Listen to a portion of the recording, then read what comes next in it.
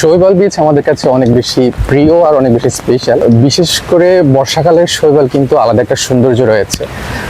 আপনাদেরকে দেখায় অন্যান্য সিজনের শৈবাল এবং বর্ষাকালের শৈবাল দুটো সম্পূর্ণ আলাদা জিনিস এবং এদের সৌন্দর্য সম্পূর্ণ আলাদা।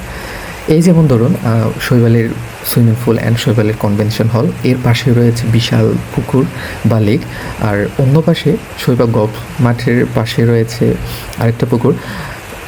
বলা যায় কক্সবাজারের মধ্যে শৈবালের একমাত্র জায়গা যেখানে সমুদ্রের পাশে রয়েছে বিশাল বিশাল দুইটা পুকুর। তারপরে আসে হচ্ছে শৈবালের এই লম্বা রোডটা।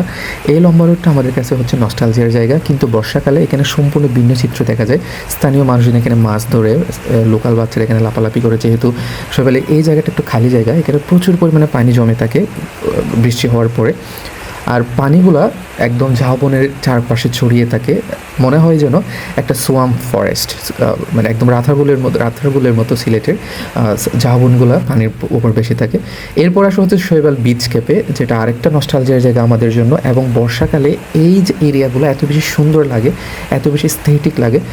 অর্থাৎ অন্যান্য সিজনের শৈবাল অবশ্যই সুন্দর, কিন্তু বর্ষাকালে শৈবালের সৌন্দর্য এত বেশি বেড়ে যায় যে সেটা সচক্ষে না দেখলে একদমই বিশ্বাস হয় না।